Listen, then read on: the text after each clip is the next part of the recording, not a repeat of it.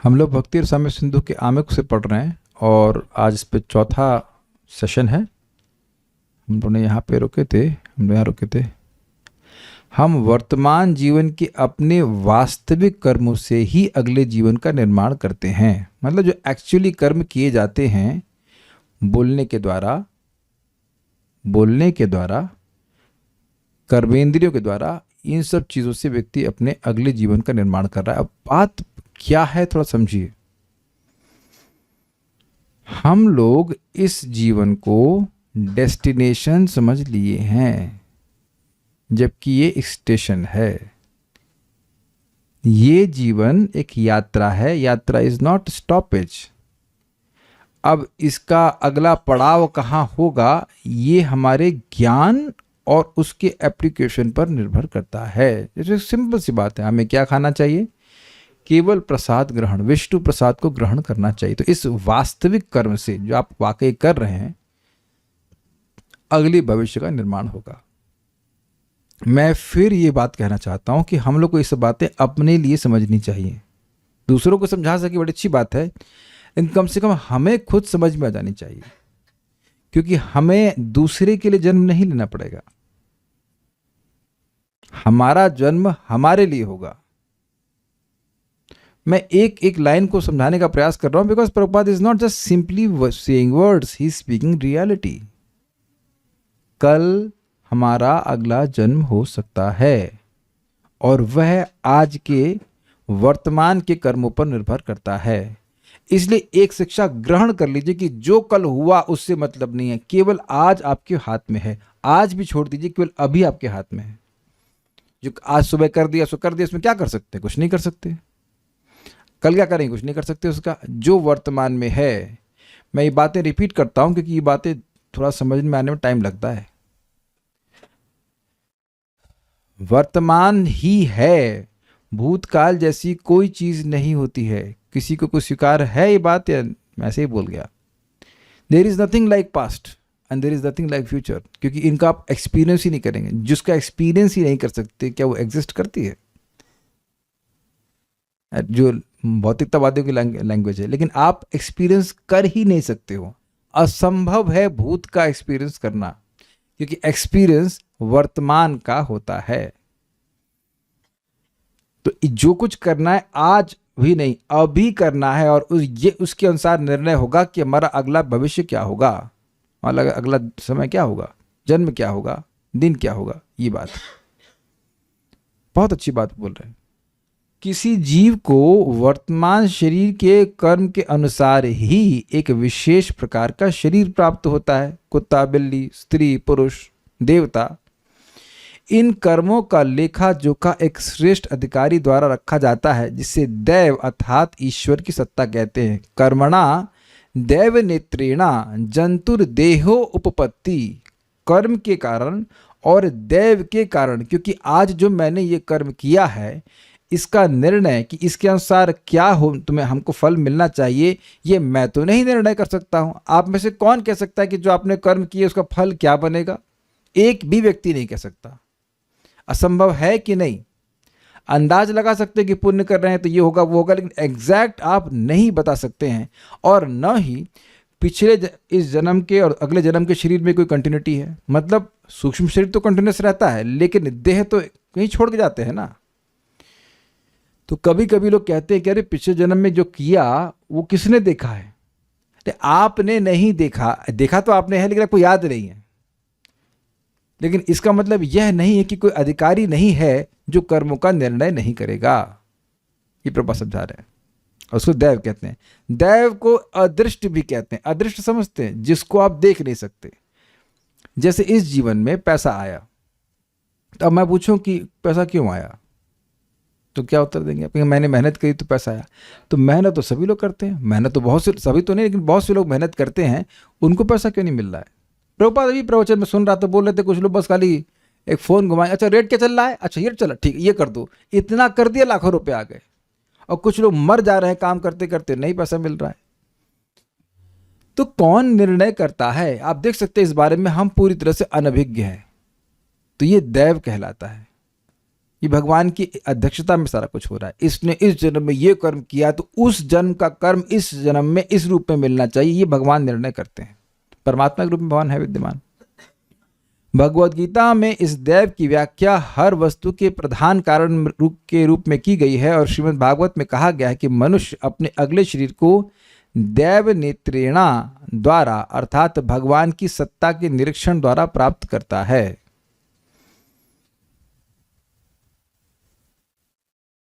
सामान्य अर्थ में दैव भाग्य कहलाता है। यह दैव निरीक्षण हमें 84 लाख योनियों में से चुनकर कोई शरीर प्रदान करता है।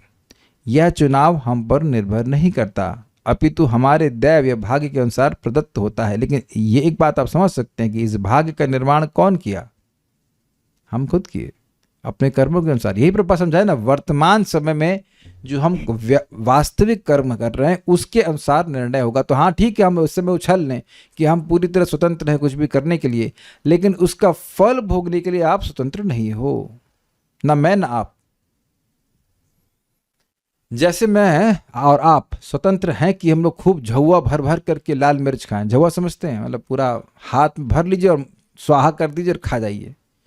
कह दीजिए कि कढ़ी में लाल मिर्च का तड़का अच्छा नहीं लगता, किसको नहीं अच्छा लगता है बताइए? देसी घी और लाल मिर्च का तड़का, तो उसमें स्वतंत्र हैं। लेकिन उसके बाद एसिडिटी होगी या नहीं होगी, इसमें स्वतंत्र नहीं है आप। देखिए मैं नेगेटिव बात बोल रहा हूं, लेकिन पॉजिटिव भी तो है ना। आपने अगर आज कोई पुण्य किया है तो अब उसका भी फल आएगा। जैसी करनी वैसा फल, आज नहीं तो निश्चित कल। ये बात है, ये प्रभु समझा रहे हैं। उसका फल हमारे हिसाब से नहीं होगा और फल इक्वल भी नहीं होगा। मैं किसी को झापड़ मारूंगा तो उसका मतलब ये नहीं कि अगली बार मुझे केवल झापड़ ही पड़ेगा। वो डिपेंड करता है कि व्यक्ति की योग्यता क्या है, आपने किस इंटेंशन से मारा, क्या बहुत सारे फैक्टर को निर्णय करके फिर वो कई बार पिटाई होगी। हाँ भाई, होता है ना जगत में, लोग बस परेशान ही रहते हैं।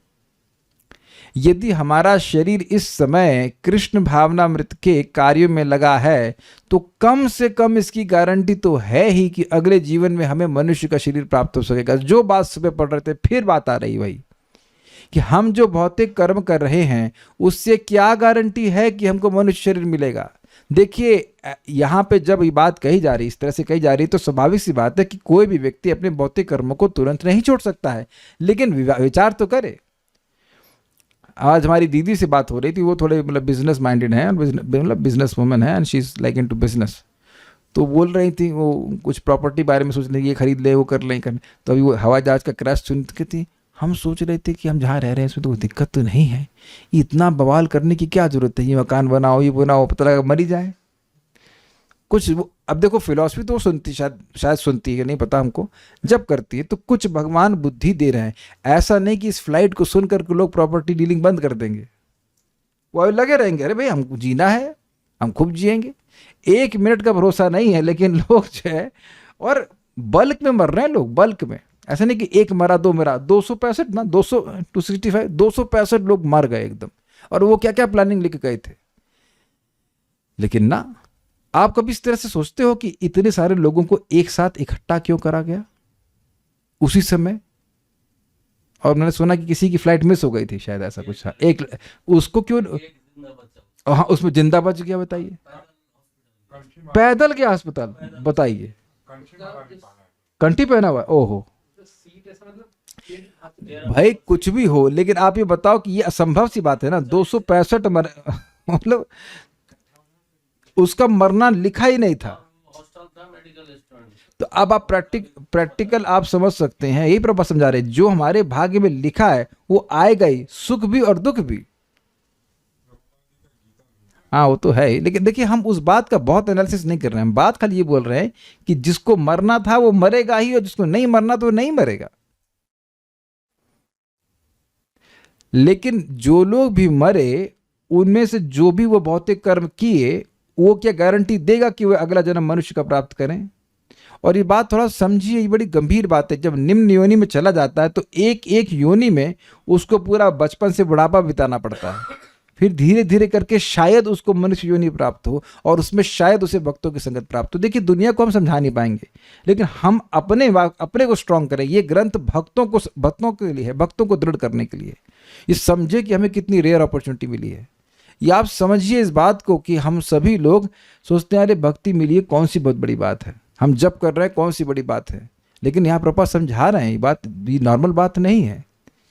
एक कितना अमेजिंग है कि हम बहुत सारी बातें बोलते हैं, बहुत सारी चीज खाते हैं, लेकिन प्रसाद ग्रहण कर रहे हैं, नाम बोल रहे हैं, तो पशु योनि में नहीं जाएंगे। तो बहुत बड़ा फायदा हुआ कि नहीं?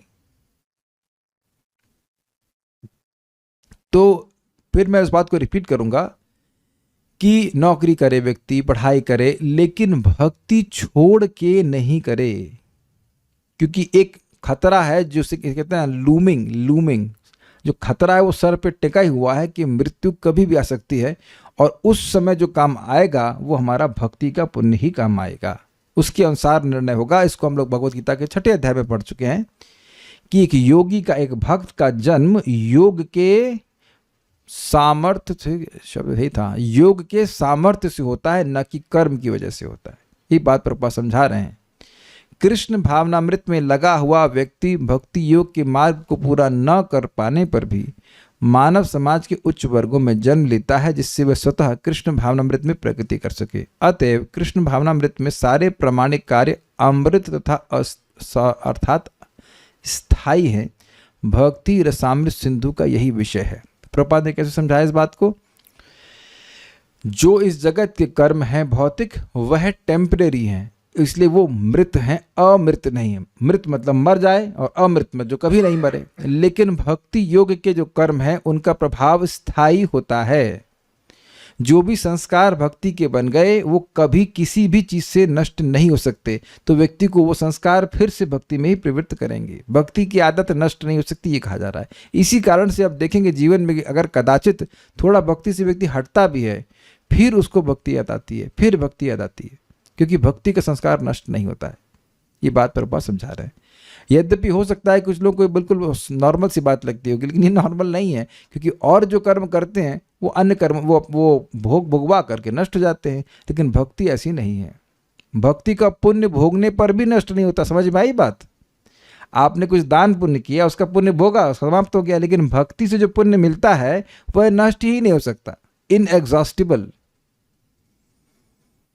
अगर मान लीजिए कोई भक्ति करके स्वर्ग जाए तो उसका इस वजह से नहीं कि पतन होगा कि उसके पुण्य खत्म हो जाएंगे, क्योंकि पुण्य कभी खत्म नहीं होते भक्ति के। भक्ति रस में नित्य तल्लीनता को भक्ति रसामृत सिंधु का गंभीर अध्ययन करके समझा जा सकता है। मतलब कैसे व्यक्ति भक्ति रस में, भक्ति रस कैसे मिलता है?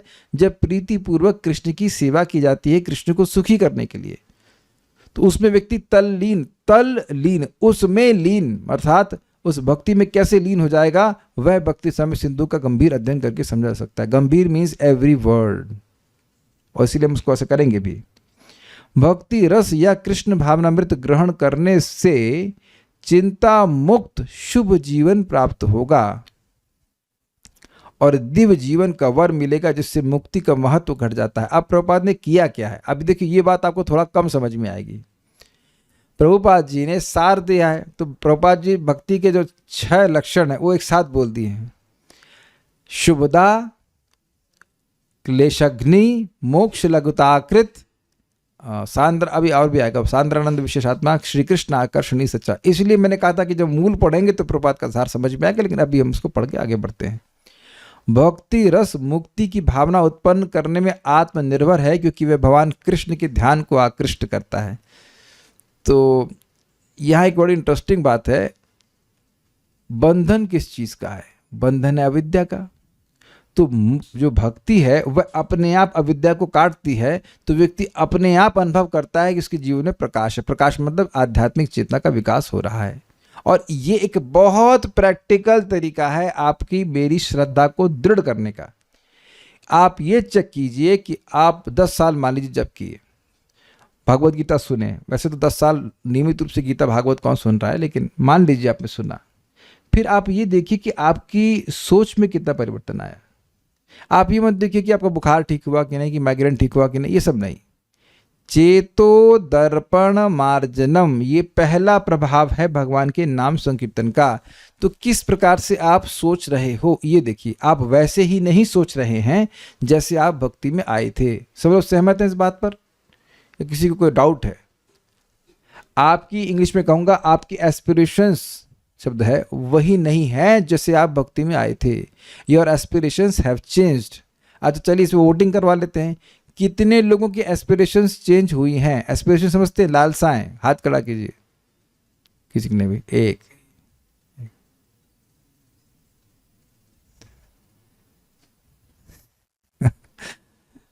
हाँ 10-12 लोग की तो हो गई, बाकी लोग भी सोच रहे हुई कि नहीं हुई। कितने लोग ये तुलसी जी के सामने गाते हैं, मोरा ये अभिलाष अमेरिका देश दियो बस, नया ने हरिबो सदा डॉलर रूप राशि, तो गाता है इस तरह से। तो आप देख रहे हैं कि लालसा चेंज हो रही है। आता ना, लालसा होती काश हम वृंदावन में रहें, भजन करें खूब, ना भजन कर पाए लेकिन इच्छा तो आती है कि कम से कम भजन 24 घंटा कर सकते, 24 घंटा जब कर सकते, इच्छा तो आ रही है ना। क्या ये इच्छा पहले आती थी भक्ति से पहले? नहीं आती थी। मैं ये क्यों कह रहा हूं? भक्ति का जो प्रभाव है, जो मुख्य प्रभाव है चित्त का मार्जन, वह हो रहा है और आप इसको अनुभव कर रहे हो। इसको आपको, ये आपकी श्रद्धा को पुष्ट करने का कारण बनना चाहिए। ऐसा नहीं कि भक्ति कार्य नहीं कर रही है। सामान्यतया नव दीक्षित भक्त गण कृष्ण या ईश्वर का दर्शन करने के लिए उत्सुक रहते हैं, किंतु ईश्वर को हम अपनी वर्तमान कुंठित भौतिक इंद्रियों से नहीं देख सकते। कुंठित का मतलब होता है, जैसे मान लीजिए कोई व्यक्ति कहीं कुछ कार्य करना चाहे, उसको रोक दीजिए तो वो कुंठित हो जाएगा। तो उसी प्रकार से अब इंद्रियों की जो रेंज है वो भगवान तक पहुंच ही नहीं पाती है। ये बात है। जैसे मान लीजिए कोई पानी भरे और वो सूर्य पे कुल्ला करना चाहे तो आप बताइए, सूर्य पे कुल्ला करेगा तो क्या होगा? वो उसका कुल्ला उसी के ऊपर गिरेगा, उसकी पानी जो मुंह की क्या करे, पुचकार है, जो कुछ भी है, पिचकार, वह तो नहीं पहुंचेगी सूर्य तक ना, वो कुंठित हो जाएगी, लौट के वापस आ जाएगी। तो यही बात कह रहे कि जो इंद्रियां हैं, भौतिक इंद्रियां, वह भगवान को नहीं देख सकती। जो भक्ति की विधि भक्ति रसामृत सिंधु में संस्तुत की गई अर्थात बताई गई है, वह मनुष्य को भौतिक जीवन स्तर से आध्यात्मिक स्तर तक क्रमशः ऊपर उठाने वाली है, जहां भक्त समस्त उपाधियों से शुद्ध हो जाता है। उपाधि का मतलब मैं पुरुष हूँ, स्त्री हूँ, कुत्ता बिल्ली हूँ। ऑब्वियसली कुत्ता बिल्ली तो भक्ति क्या करेंगे, लेकिन मनुष्यों के बारे में बात हो रही है। तो अब ये बात आप प्रश्न कभी कर सकते हो कि प्रभु जी हम सुनते हैं कि हम देह नहीं हैं, तो फिर ये भावना क्यों बनी रहती है कि हम देह हैं? देखिए ये तो बड़ा स्पष्ट है, उसका उत्तर है उपाधि की वजह से। उपाधि वो अहंकार की वजह से आती है, हम अपने आप को देह मान रहे हैं।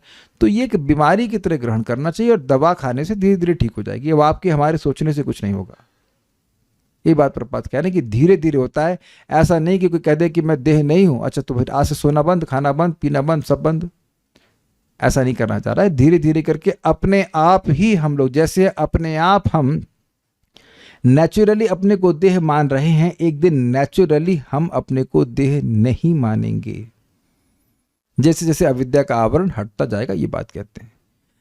तब भक्ति रस के निरंतर संपर्क में रहने से इंद्रियां निष्कलुष हो जाती हैं। प्रपात भाव स्तर का वर्णन कर रहे हैं। और जब शुद्ध इंद्रियों को भगवान की सेवा में लगाया जाता है तो मनुष्य भक्ति रसमय जीवन में स्थित हो जाता है और इस दिव्य भक्ति रस अवस्था में संपन्न किया गया कोई कार्य शाश्वत रूप से आस्वादनीय बन जाता है। ये क्या बोले प्रभुपाद?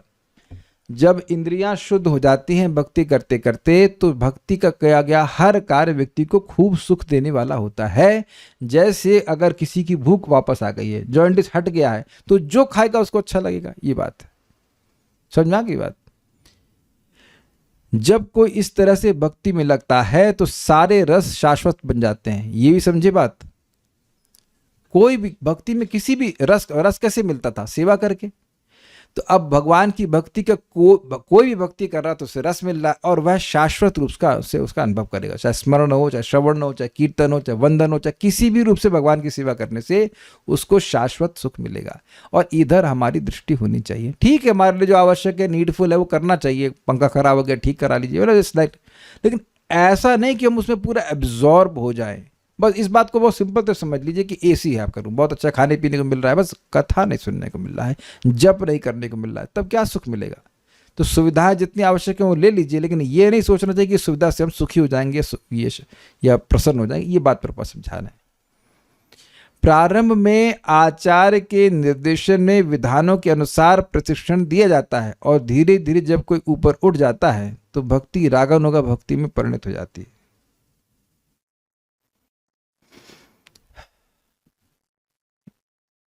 प्रारंभ में कहा जाता है तुलसी आरती में आइए, मंगल आरती में आइए, नहीं हमारे पास तो खुद की स्कूटी है, हम नहीं आएंगे। कल्याण प्रभु को स्कूटी की जरूरत हुई तो हमने कहा हम अपनी स्कूटी देंगे लेकिन मंगल आरती आना पड़ेगा। तब मना तो नहीं कि वही स्कूटी चाहिए थी। अगले दिन ऐसे आया, ऐसा लग रहा है कि इनको ना कंसंट्रेशन कैंप में डाल दिया गया, इतना मुंह लटकाए हुए हैं, कहा हमको काहे बुला लिए मंगल आरती के लिए। इतना दुखी बेचारे, इतना दुखी। ऐसे तो ना करा जाता है भाई, ऐसे रो रो कर कितना आज्ञा पालन की जाती है। आप देखो कि अभी ये बीच में उठे दवा खाने के लिए, काहे उठे थे आप बताइए? तो आप तबीयत ठीक करना चाहते हैं, इस कारण से दवा लेने का उत्साह है, या आप हकीम जी के पास से मुंह लटका के जाते हैं, क्यों मैं आया आपके पास, क्यों आपने दवा दी, बल्कि बोले वो दवा थोड़ा ज़्यादा दे दीजिए, 1.5 गुना दे दीजिए, खत्म हो जाती है। कि दवा वो मीठी मीठी थी ना च्यवनप्राश जैसी, तो डांट लगा रहे ये 1 महीने के लिए, इससे अधिक मत खाओ। समझे ना बात? तो वहाँ कह रहे थोड़ा मुझे लग रहा है आलू खरीदने, ये 1 किलो ने 1.5 किलो दे दो। तो अब एक दिन आप यही स्थिति में पहुंच जाएंगे। शुरुआत में बिल्कुल लगता है कि बस गुरु जी की आज्ञा से खड़े हैं, नहीं तो नहीं करते।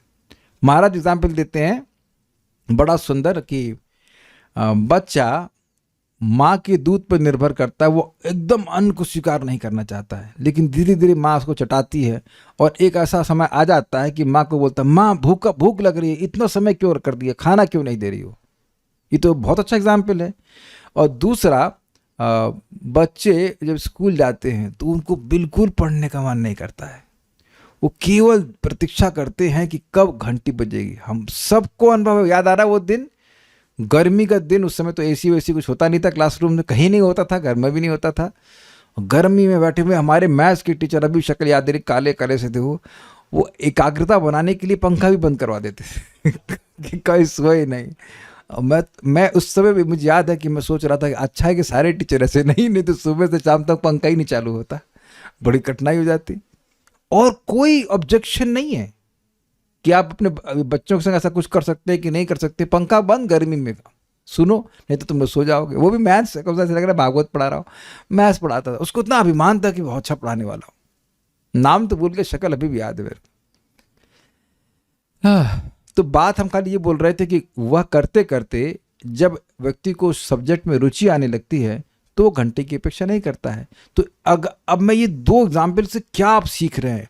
ऐसा हो सकता है कि घड़ी देखकर जब कर रहे हो 6:30 बज गए, 7 बज गए, लेकिन एक दिन ऐसा आएगा कि घड़ी देखना भूल जाएंगे, इतना एब्जॉर्ब हो जाएंगे। एक प्रारंभ में गुरु की आज्ञा से कर रहे हैं और बाद में केवल गुरु की आज्ञा से नहीं करेंगे, लोभ से करेगा, लोभ से करेगा। कई सालों तक तो लोगों को समझ भी नहीं आता कि वो कर क्या रहे हैं। कई साल तक तो लोगों को समझ में नहीं आता कि भक्ति में हम कर क्या रहे हैं। अच्छा 16 माला करो, हरे कृष्ण हरे कृष्ण, फिनिश, हाँ हो गया, हाँ लिख दिया। अरे केवल लिखने के लिए 16 माला नहीं कर रहे हैं, कोई कुछ गोल है ना, कुछ गोल होना चाहिए मन में। तो ये जब हम बार बार श्रवण करते हैं तब मन में धारणा आती है कि हम ये 16 माला कर क्यों रहे। It's not simply a routine. और एक और इंटरेस्टिंग बात है कि जो व्यक्ति जिस चेतना में है आप उसमें कुछ कर भी नहीं सकते। अगर उसके लिए वो केवल रूटीन है तो बस वो रूटीन के रूप में करेगा। बार बार सुनने से समझ में आता है कि भाई ये तो हम आध्यात्मिक प्रगति के लिए कर रहे हैं, फिर अपने एनर्जी इन्वेस्ट करेगा, वो ठीक से करेगा, बहुत सारी चीजें आ जाएंगी। उसका लोभ होगा तब ना करेगा।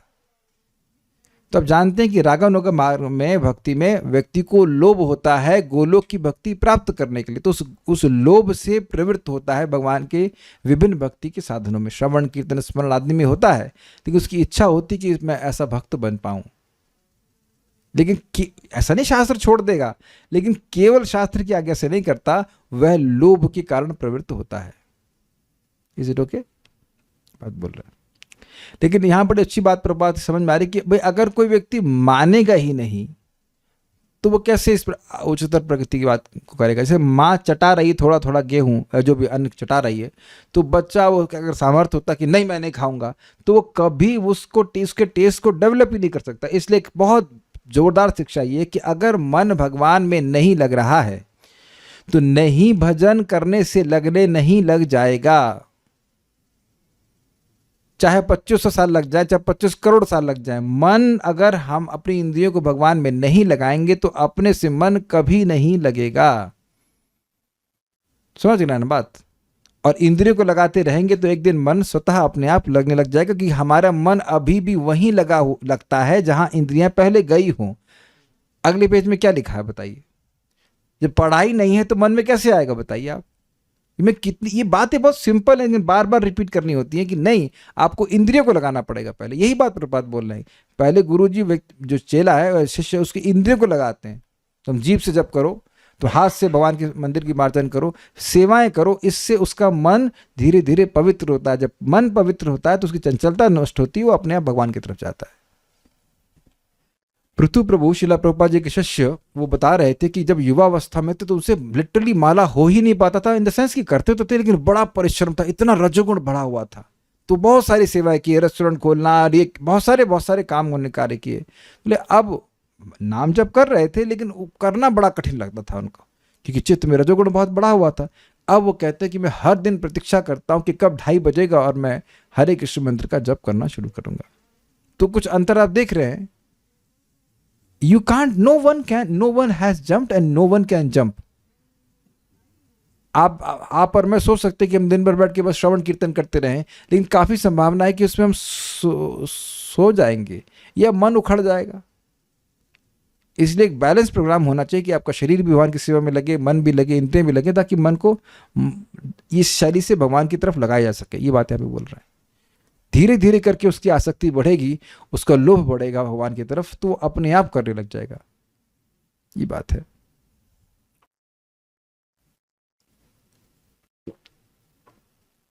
जैसा कि इस पुस्तक में बतलाया जाएगा, रस 12 प्रकार के होते हैं। इनमें से 5 प्रधान रसों में श्री कृष्ण के प्रति अपने संबंधों को नया रूप देकर हम सच्चिदानंदमय जीवन प्राप्त कर सकते हैं। तो समझ में आ गई बात, उस रस को जागृत करके भक्ति के द्वारा। हाँ, जीवन का मूल सिद्धांत है कि हम में किसी न किसी से प्रेम करने की सामान्य प्रवृत्ति होती है। अब इसको समझाने की क्या जरूरत है, बस ये तो ऑब्जर्व करने की बात है कि आप ऐसा नहीं कह सकते कि हम किसी से प्रेम करते ही नहीं। क्या इस रूम में कोई ऐसा व्यक्ति है जिसे कोई पसंद ना हो? कोई व्यक्ति उसको अच्छा लगता ही ना हो, ऐसा कैसे हो सकता है? नहीं तो यहां कैसे आते? आतंकवादियों को भी दूसरे आतंकवादी अच्छे लगते हैं। कितने मारे यार? 10 मारे। ये भी चर्चा है ना, इसका birds of same feather flock together. लेकिन अच्छा लगना इसको आप नहीं नकार सकते हैं। ये प्रपात कह रहे हैं, बड़ी सुंदर बात है। यानी कि महाराज को समझा रहे थे कि देखिए, हाँ लिखा हुआ है, कोई भी व्यक्ति दूसरे से प्रेम किए बिना जीवित नहीं रह सकता। और प्रेम का मतलब सेवा।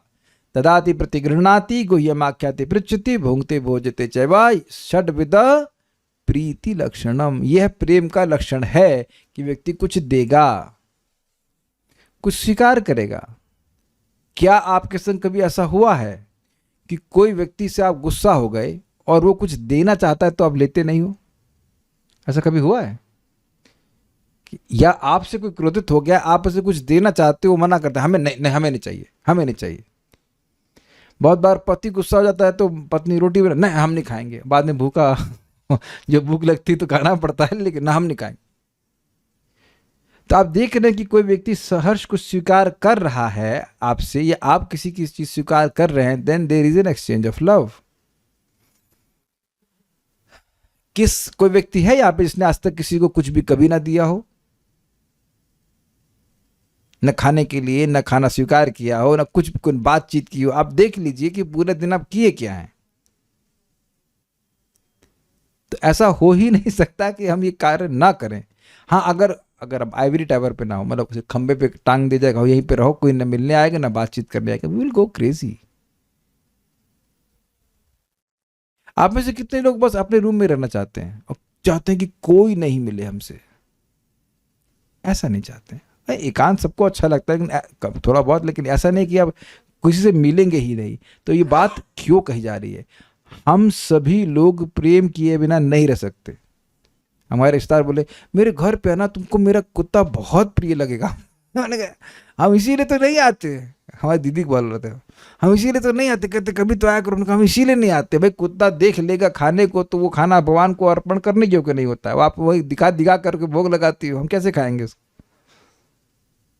बड़ा कॉम्प्लिकेटेड। तो आप देख रहे हैं कि कुत्ते को भी लोग ना, लड़का छोड़ दिया लड़की छोड़ दी। तो हमारे मैथ्स के टीचर थे, वो मतलब पंजाबी थे, सरदार जी थे, बड़ा प्यारा कुत्ता लिए उसको मालिश कर रहे हैं अच्छे से। ये समझिए बड़ा खतरनाक है, क्योंकि अगर भक्तों से प्रेम नहीं कर रहे हैं तो कौन दूसरा पार्टी है? अभक्त। प्रेम किए बिना नहीं रह सकते, ये बात बोल रहे हैं। It is like not like, it is impossible कि हम किसी की सेवा किए बिना रह जाए। और जहां सेवा करेंगे वहां आसक्ति बनती जाएगी। कुत्ते में आसक्ति बन गई तो फिर पढ़ ही चुके कि क्या हो सकता है। यह प्रवृत्ति हर जीवित प्राणी में विद्यमान है, यहां तक कि बाघ में भी यही प्रेम की प्रवृत्ति कम से कम सुप्तावस्था में विद्यमान है, और मनुष्यों में तो यह निश्चित रूप से विद्यमान। अब आप ये कैसे कह सकते हो कि बाघ में विद्यमान है? क्योंकि बाघनी अपने बच्चों से प्रेम करती है। ठीक है कि नहीं? ये बात है। अब ये मजेदार पॉइंट है। पॉइंट क्या है? अगर कोई प्रवृत्ति होती ही नहीं तो क्या उसका अभ्यास करके उसको जागृत कर सकते हैं? आप में से उड़ना कितने लोग को आता है? अरुण प्रभु, आता है आपको उड़ना? तो कहेंगे ये क्या मजाक है। कोई कहे कि अभ्यास करो, भावना करो कि तुम पक्षी हो, उड़ो, तो क्या उड़ सकते हैं? हम लोग बहुत बचपन में पढ़े थे हवाई जहाज की डिस्कवरी कैसे हुई, तो कुछ लोगों ने ऐसे ही पंख बांध लिए और उड़ने का प्रयास किया, पर ऊपर पहाड़ से कूद गए, बहुत मर गए। सही में। लेकिन ऐसा तो संभव नहीं है ना। तो प्रभुपाद समझाते हैं कि लड़के में, बच्चे में चलने की प्रवृत्ति है, वो काइंड ऑफ डॉर्मेंट है, तो अभ्यास से आ जाती है, चलने लगते हैं, सब लोग ऐसे करके चले हैं। लेकिन उड़ने की प्रवृत्ति तो नहीं है ना। तो ये बड़ी इंटरेस्टिंग बात है कि हम सभी में प्रेम करने की प्रवृत्ति है। इसलिए ये सोचना कि हमें कृष्ण प्रेम नहीं मिलेगा, ये बेवकूफ़ी है, मूर्खता है। आपके अंदर ऑलरेडी प्रेम करने की प्रवृत्ति है। हो ये रहा है कि हम अलग अलग लोगों को प्रेम कर रहे हैं, या कृष्ण से संबंध जोड़ करके नहीं, उनसे अलग करके प्रेम कर रहे हैं। जैसे किसी का बच्चा है तो आप प्रेम कीजिए, तो उसे खाने के लिए दीजिए, बड़ी अच्छी बात है। लेकिन भगवान का प्रसाद दीजिए, तो आप कृष्ण के संबंध में प्रेम कर रहे हो। और ऐसे लिया और वॉटेवर कुछ खिला दिया, तो वहां कृष्ण हट गए हैं और आप अपनी तरफ से प्रयास कर रहे हो प्रेम करने का। वो होता नहीं सफल। समझ गए बात? इसलिए आप ये नहीं कह सकते कि प्रेम है नहीं। प्रेम है, और इसलिए बड़े एनकरेजिंग बात है कि प्रेम है। बस जो चीजों से वो ढका हुआ उसको हटा देंगे तो प्रेम भगवान की ओर प्रकाशित हो जाएगा। इजी और तरीका भक्ति का है। अब आप कहेंगे इससे हमें क्या फायदा होगा? देखिए, एक व्यक्ति है जो इस सिद्धांत को नहीं सुनेगा, वो जब करने बैठेगा केवल इसलिए क्योंकि उसे जब करना है, या उसको दीक्षा लेनी है, या कुछ भी। लेकिन जो व्यक्ति इस सिद्धांत को समझेगा, वो सुबह इस अवेयरनेस में जब करेगा, अगर वो थोड़ा समझदार है कि मेरे हृदय में जो भगवान के प्रति सुप्त प्रेम है, वो उस बीज मंत्र के द्वारा, इस हरे कृष्ण मंत्र के द्वारा जागृत हो जाएगा। तो अभी देख रहे हैं सुनने से कितना बड़ा फर्क पड़ जाता है एटीट्यूड का। एक हो गया, क्यों मुझे माला करने के लिए कहा गया है, मैं इस्कॉन के संपर्क में क्यों आया, मुझे इतना सब क्यों करना पड़ रहा है, लाइक दैट, है कि नहीं? किंतु जो अज्ञात बात समझ में नहीं आती वह यह है कि अपने प्रेम को कहाँ आश्रित या स्थापित किया जाए जिससे हर व्यक्ति सुखी रह सके। समझे? हर व्यक्ति किसी सोचता है कि मैं इसकी सेवा करके सुखी हो जाऊंगा, और करता भी है पूरे दिल लगा करके, लेकिन देखता है ना मजा नहीं आया। और जरा थोड़ा सूक्ष्म विचार कीजिए कि आपको, हमको पता है, लेकिन बाकी लोग जो पूरे विश्व में हैं, क्या उससे जरा से भी अभिज्ञ हैं? लोग अपना शरीर दे देते हैं, मतलब बलिदान कर देते हैं, करते हैं कि नहीं करते हैं? वो उनको कन्विंस कर दिया जाता है कि आप इस प्रकार से अपना मतलब अपने बलिदान दे, जान की बाजी लगा दीजिए। लेकिन क्या उसको उससे कुछ भी उनको संतुष्टि प्राप्त होती है? क्या कभी हो सकती है? भगवान, ये बहुत बड़ा भाग्य है कि किसी को समझाया जाए और उसको समझ में आ जाए कि मुझे बलिदान देना भी है, मुझे सेक्रीफाइस करना है, तो अपने टाइम को, अपनी एनर्जी को भगवान के लिए सेक्रीफाइस करना है, तब उसका लाभ होगा। ये प्रभात कह रहे हैं कि लोग कंफ्यूज, इनको पता नहीं कि प्रेम करना कैसे चाहिए। अब इसका नाम से क्या लिंक है? तो प्रभात कहते हैं कि हरे कृष्ण मंत्र करके व्यक्ति को समझ में आता है कि उसके एकमात्र प्रेमास्पद भगवान श्री कृष्ण हैं। उसको खुद ही समझ में आने लगता है कि इस जगत के लोगों से, भौतिकतावादी लोगों को प्रेम करके मुझे कुछ नहीं मिलने वाला है। इसे कहते हैं आंतरिक तत्वबोध, मतलब समझ में अपने से आने लगता है कि ना, इस जगत में भौतिकतावादी संबंध बना के मुझे कुछ नहीं मिलेगा। उसकी श्रद्धा ही खत्म हो जाती है वहां पे। ये नाम का प्रकट प्रभाव आप अनुभव करेंगे। आप लोग इस प्रकार से अनुभव करते ही होंगे कि जो भौतिकतावादी रिश्तेदार हैं वो केवल और केवल अपनी इंद्रिय तृप्ति चाहते हैं। जैसे भी सिंपल सी बात है, अभी एक भक्त के घर में उनकी दादी की मृत्यु हो गई, तो रिश्तेदार आए और वो वापस अपने मतलब पति के पास या घर के पास वापस जा रही थी, तो उनको वो बोले, तुम जा रही हो? हाँ। तो काम कौन करेगा? अब आपको कहेंगे बिल्कुल लौकिक बात लगती है ना, लेकिन एकदम दिखता है कि वह कुछ किसी की कोई सहानुभूति नहीं है कि यहाँ मृत्यु हुई है, लोग दुख में हैं, वो केवल और केवल अपनी इंद्रिय तृप्ति चाहते कि उनको खाना कैसे प्राप्त होगा या जो भी चाय कैसे मिलेगी। And once you are able to see that, we will be absolutely stupid to continue that relationships. मैं समझा पा रहा हूं? अगर आपको ये दिखने लगा कि ये लोग केवल इंद्रिय तृप्ति चाहते हैं और उसके बावजूद हम ऐसे ही लोगों की सेवा करते रहें, तो ये हमारी मूर्खता होगी, क्योंकि हम अपने से ही धोखा कर रहे हैं। आप देखना कितना भी सेवा करो, वो जो व्यक्ति इंद्रिय तृप्ति चाहता है वो खुद सुखी होगा नहीं। जब खुद सुखी होगा नहीं तो आपके प्रति कृतज्ञ होगा ही नहीं, केवल ये कहेगा तुमने मेरे लिए क्या किया है। वेरी वेरी डीप, मतलब ये समझ में आ जाए ना, तब आप कभी नहीं कहोगे कि लोग हमें अप्रिशिएट नहीं करते, क्योंकि वो अप्रिशिएट कर ही नहीं सकते। वो कभी, हम भौतिक रूप से कितना भी सहायता करें वो सुखी हो ही नहीं सकते। हम गलत तरह से सेवा कर रहे हैं। खिलाइए खाना, खूब खिलाइए, लेकिन प्रसाद खिलाइए, बात कीजिए, लेकिन भगवान के बारे में बताइए, तब आप भी संतुष्ट होंगे और वह जीव भी संतुष्ट होगा। जो सिंपल सी बात है, सिंपल। हमारा हाथ हमारे कान को क्या पोषण दे सकता है? कुछ नहीं दे सकता। एकदम डिस्कनेक्टेड दिख रहा है कि नहीं? हमारा हाथ हमारे कान को कोई पोषण दे सकता है? कुछ नहीं। लेकिन यही हाथ कुछ भोजन लेकर के पेट को देता है तो सारा पोषण कान को पहुंचता है। अब बताओ यार, उससे अधिक क्या समझा दें आपको? हम सोच रहे हैं कि हम किसी अपने बच्चे को, अपने पति को या किसी को भी भगवान से अलग रह करके सेवा कर देंगे। कर ही नहीं सकते भाई साहब, कर ही नहीं सकते। आप कर ही नहीं सकते। वो संतुष्ट होगा ही नहीं, हो ही नहीं सकता है, इम्पॉसिबल है। तो ये बड़ी सुंदर बात प्रभुपाद यहाँ पे कह रहे हैं कि लोगों को ये बात पता ही नहीं है। कितने लोगों को पता है कि गॉल ब्लैडर क्या होता है? आपको नहीं पता? आपका है? वरुण प्रभु कह रहे होगा। कितने लोगों को पता है कि गॉल ब्लैडर क्या होता है? एक पित्ताशय। अरे मुकुंद सिंह ने आप बायोलॉजी पढ़ी हो।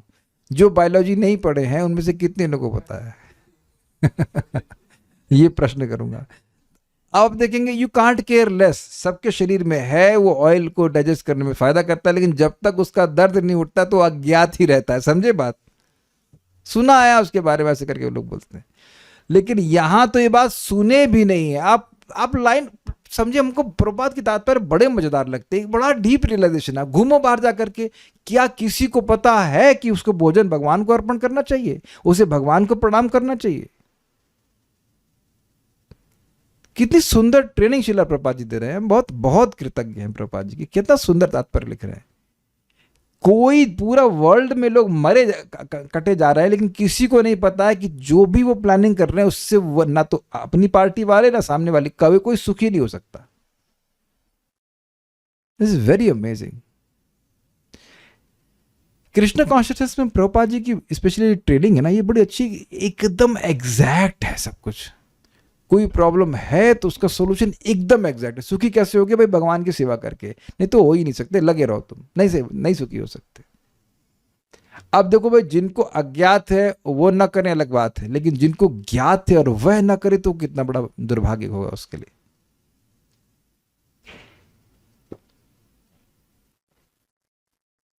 ओके। इस समय मानव समाज मनुष्य को अपने देश, परिवार या अपने आप से प्रेम करने की शिक्षा देता है, किंतु इसकी सूचना कोई नहीं है कि प्रेम प्रवृत्ति को कहाँ आश्रित स्थापित किया जाए जिससे हर एक व्यक्ति सुखी हो सके।